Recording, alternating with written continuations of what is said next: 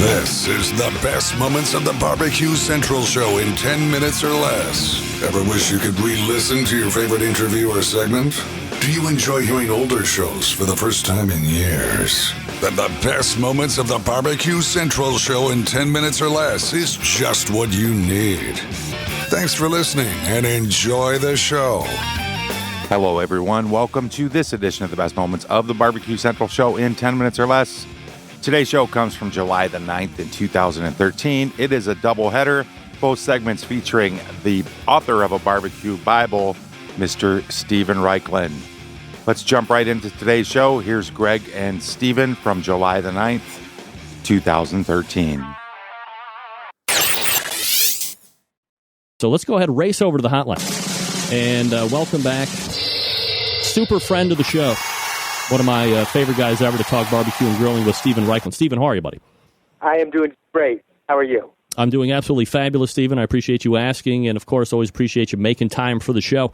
Where you're a world traveler, Stephen. Where are we finding you this evening?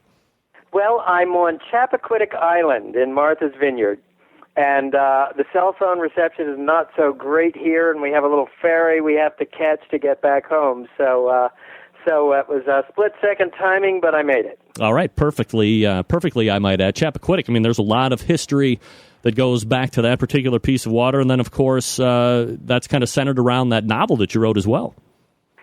Boy, is it ever. Well, the novel is called Island Apart, which is what Chappaquiddick means in the Wampanoag Indian language. And the story, there's a foodie recluse named the Hermit of Chappaquiddick who... and a New York book editor recovering from breast cancer, and they meet through a shared love of food on this amazing island where you can drop off the grid and live off the land, and that's exactly what the Hermit does. All right, so a number of different topics to get into tonight, Stephen, and we'll kind of be jumping around a bit, so I apologize for that in advance, but let's get started. First topic, and I read a great article by one of my regular contributors to the show, Derek Riches from bbq.about.com, about lighter fluid. And there was this major push many years ago, and I guess over the last 10 or 15 years, by people saying, hey, let's get out there in front of the public and say, let's not use lighter fluid, somehow curb the selling of it. And as you look back over the span of its life, any and all PSAs or discouragement from using it has really fallen on deaf ears. There's been a very minimal amount of people that have stopped using it. Why do you think that is? Is this the thing where Kingsford owns the charcoal, Kingsford owns the lighter fluid industry, and they're flexing muscle? Do people really just not know that there's a better, more safer way and less flavorful way to light their fires? What's your take on that?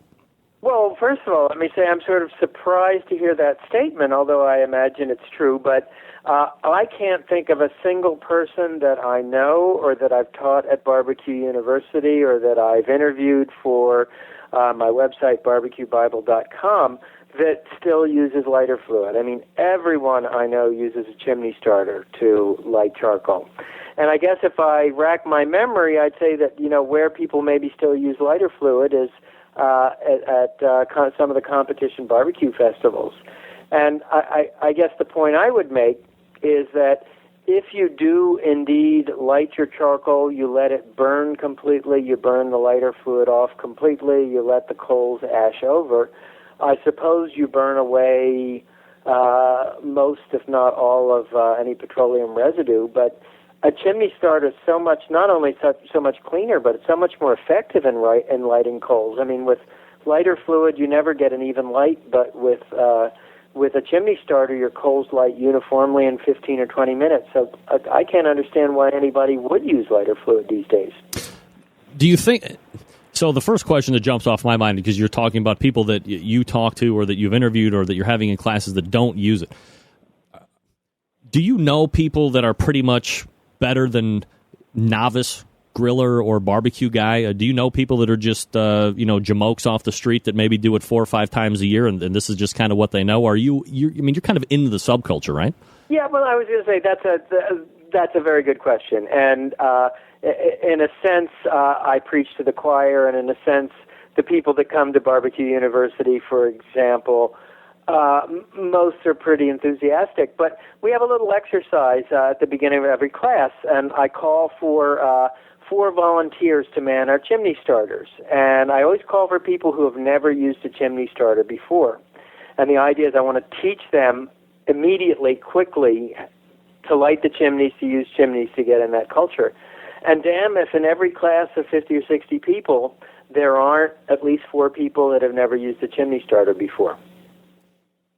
Stephen Raichlen joining us here on the show. Website barbecuebible.com if you want to check out some things about Stephen while we're talking here on the show tonight. Are you a paraffin cube guy? Are you Crisco oil on the paper towel guy? Are you side burner on your gas grill guy to get those lighted? What's your favorite way to get a charcoal chimney going?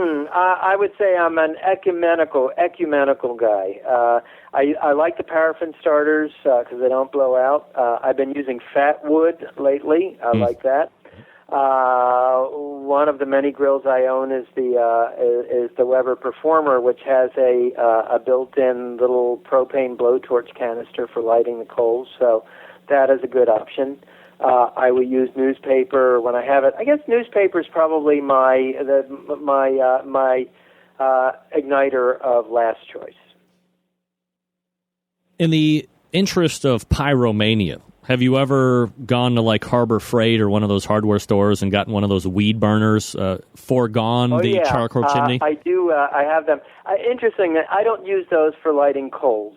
But what I do use them for is like if I have a pineapple on the rotisserie and it's been dredged in sugar and I really want to give it a hard candy shell and I don't want to wait for 20 minutes on the rotis, I will take the weed burner to the pineapple and man, that'll give you caramelization in 2 minutes. Oh, absolutely. I will mention I was in Japan a few years ago and getting ready to go on a television show in Japan, and they used an extremely hard, slow-burning charcoal in Japan called binchotan. Once you get the stuff lit, it burns forever and it burns really hot. But, I had left the usual 20 minutes that I budget for lighting American lump charcoal. And this stuff with a chimney, probably would have taken an hour to light. So we did turn a blowtorch to that to kind of get it going. Was that a traditional, wood-based carbon hardwood lump, or was it made out of, coconut shells? No, it's a tree. It's a natural lump charcoal, and traditionally they put whole small oak trees in caves, set them on fire, and then seal the mouth of the cave up with mud and bricks. And so the wood is allowed to smolder in the cave, deprived of oxygen. And the stuff comes out. I mean, you bang 2 pieces together, and by the way, the piece that's on my desk right now costs $4 for one lump, just to give you an idea of how expensive the stuff is. But you bang 2 pieces together, and it sounds like 2 pieces of metal clanking together. Stephen Raichlen joining us here on the show. All right, Stephen, so let me switch gears here just for a second. We had the 4th of July this past week. A lot of people getting together, parties, outdoor cookouts, of course.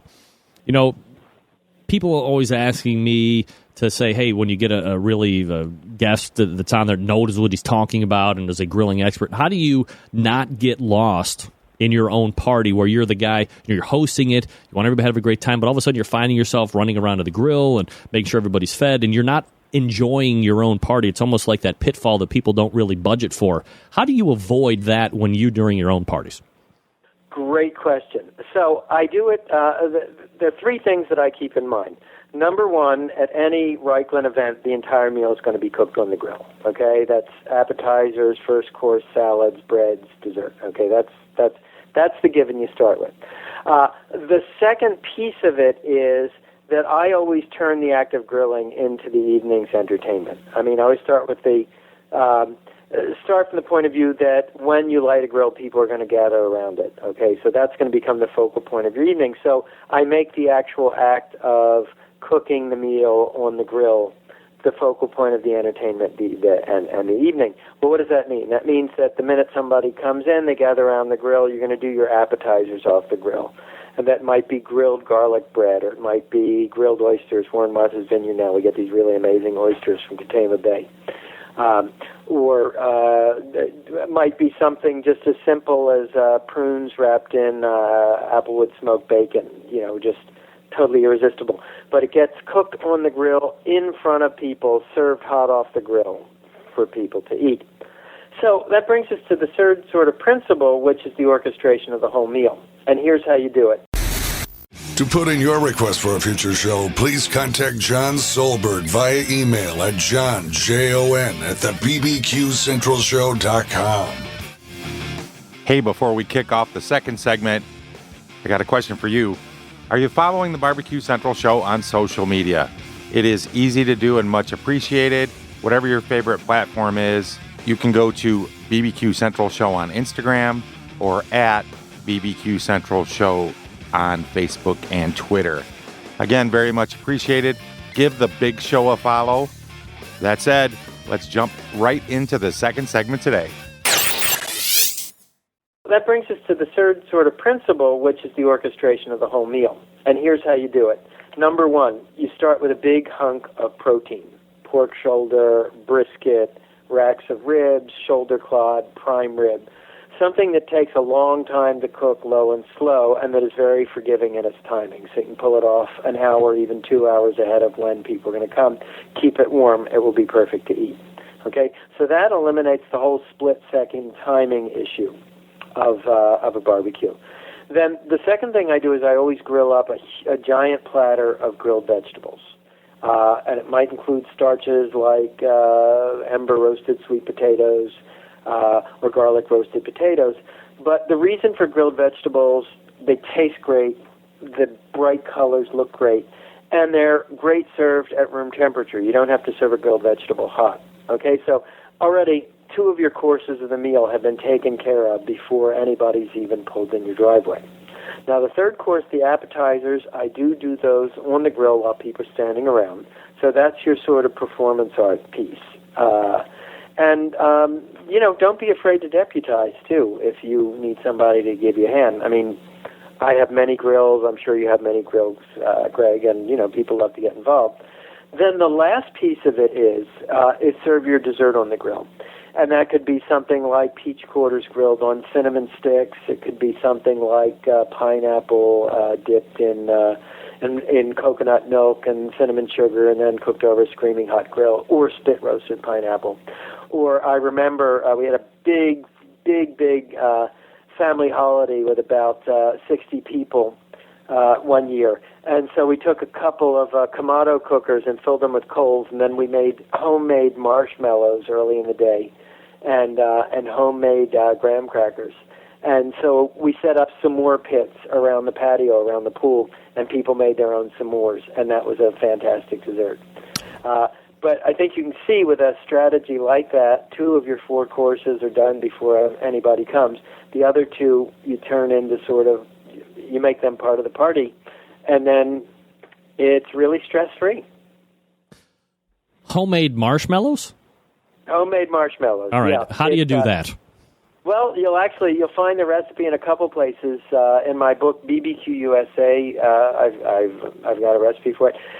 What you do is you beat egg whites you make a soft meringue by beating egg whites stiff and then pouring in sugar syrup cooked to the softball stage, which basically, when whipped together in a mixer, gives you something that resembles marshmallow fluff.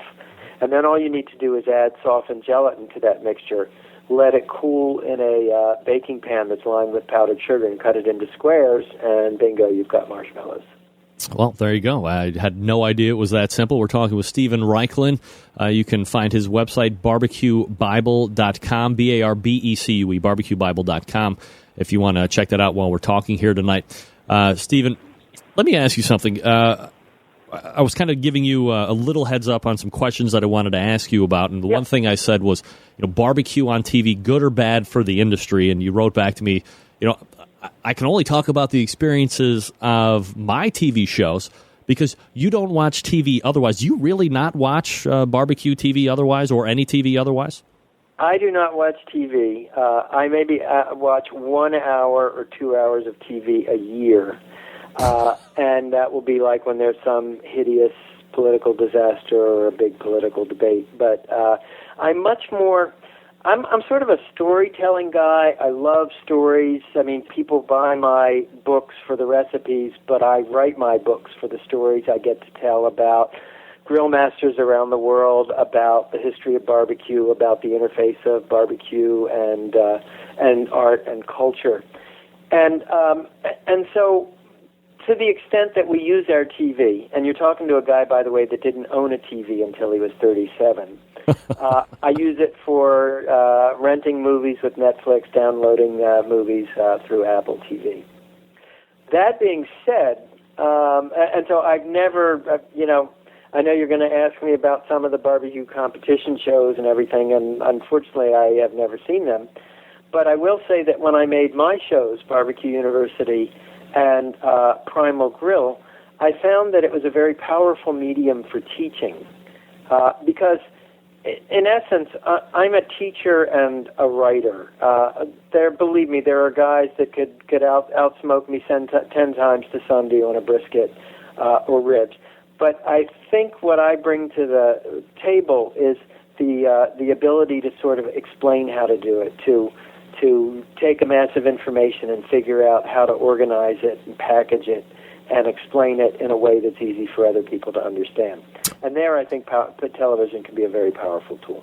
All right, so you're not a big TV guy, obviously. I mean, 1 or 2 hours a year, that's unfathomable to most of the people. And the people in the instant chat are probably falling right over. Yeah. But yeah, I know. You're pretty active on social media outlets. So, as someone who has really seen this technology revolution advance over the past 10 years, is this something that you're fully embracing? Is it just a means to an end for you? I mean, what's the take on that instant access to everything all the time? Well, the social media, I went into it kicking and screaming, and I was told it was sort of important to reach fans and keep fans and build a base of followers. But I have to say, it's become a really amazing resource. And first of all, with Facebook, I find the process addictive. I don't know if you've ever been up on my Facebook page. It's Stephen Raichlen, author. Yep. But I post a different photograph every day, and I've done that for the last 3 years. I have a huge bank of photos. And the photo most often is a photograph of a dish I have eaten or that I've traveled somewhere to see or that I've created at Barbecue University or I've created at my backyard. And I have learned what drives people crazy. It's a big hunk of meat like a shoulder clod or a smoker full of briskets. I get a zillion likes. And one thing I've tried to do, my daughter's a dietitian, so we try in my family to practice Meatless Monday. And I know that's, your listeners are about ready to grab their crosses and their holy water and, a hammer to drive a stake through my heart. But, in fact, on much of Planet Barbecue, places like India and Japan, there's extraordinary grilling that's done without meat. And so in a stealth way, every Monday you will find a photo on my Facebook page that is not meat. It might be grilled asparagus rafts. Yesterday I did a vegan, quote-unquote, bacon made with smoked coconut that I discovered out in Santa Monica. The likes fall off. It's like they fell off the cliff. I know it, but I feel like, maybe if I can just bring one more person along to realize there's more to barbecue than meat, then I have done a good thing. And that is this edition of the Best Moments of the Barbecue Central Show in 10 minutes or less from July the 19th, 2013. A lot more good stuff in this show. Head on over to the bbqcentralshow.com. There will be a link in the show notes to take you right to this complete episode. Can't thank you enough for listening. Until next time on the Best Moments of the Barbecue Central Show in 10 minutes or less, I am your host, John Solberg. I look forward to talking to you again soon.